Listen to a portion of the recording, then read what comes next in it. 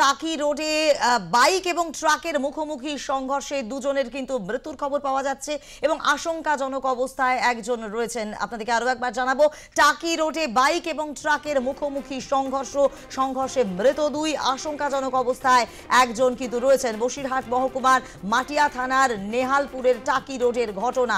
আজ সকালবেলা এই ঘটনা ঘটে। এই বিষয় নিয়ে আরো বিস্তারিতভাবে আমরা কথা বলবো। আমাদের সঙ্গে রয়েছেন আমাদের প্রতিনিধি শ্যাম বিশ্বাস। শ্যাম, এই ঘটনা সম্পর্কে বিস্তারিতভাবে জানতে চাইবো, কিভাবে ঘটলো এই দুর্ঘটনা?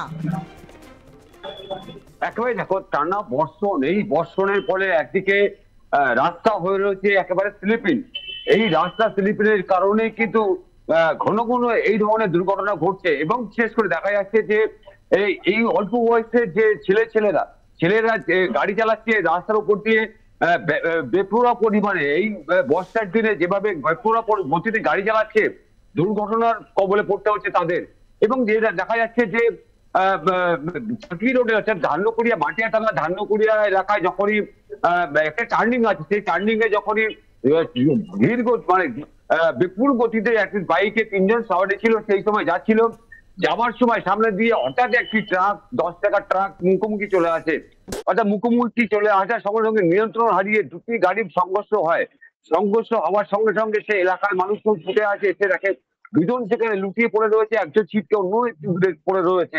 দুজনের অবস্থা খুবই আশঙ্কাজনক। তাদেরকে সঙ্গে সঙ্গে সেখান থেকে নিয়ে স্থানীয় যে গ্রামীণ হাসপাতাল রয়েছে ধান্যকুড়িয়া, সেখানে নিয়ে আসা হলে চিকিৎসকরা দুজনকে মৃত বলে ঘোষণা করে এবং একজনের অবস্থা আশঙ্কাজনক হওয়ায় তাকে স্থানান্তরিত করা হয়েছে কলকাতা আরজিকর মেডিকেল কলেজে।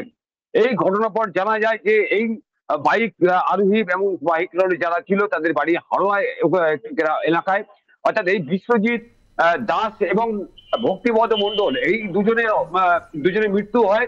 এবং এই পুলিশ সঙ্গে সঙ্গে ঘটনাস্থলে আসে, ঘটনাস্থলে এসে রাস্তাঘাট সমান পরিষ্কার করে কাজ করে এবং জানা যাচ্ছে যে তাদের কারুর মাথায় হেলমেট ছিল না এবং হেলমেট না থাকার কারণে মারাত্মক ধরনের দুর্ঘটনা হয়েছে এবং মৃত্যু নিশ্চিত হয়েছে।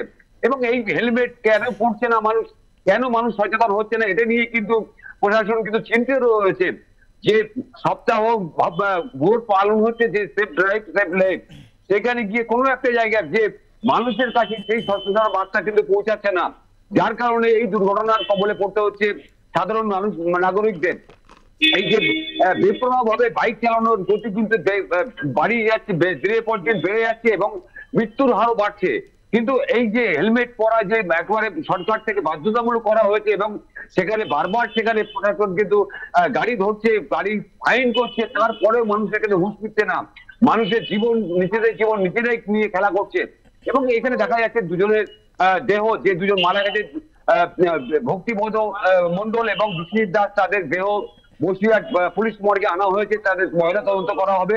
এবং যার অবস্থা খারাপ তার বাড়ি জানা গেছে হাড়োয়া থানার অন্তর্গত তার বাড়ি।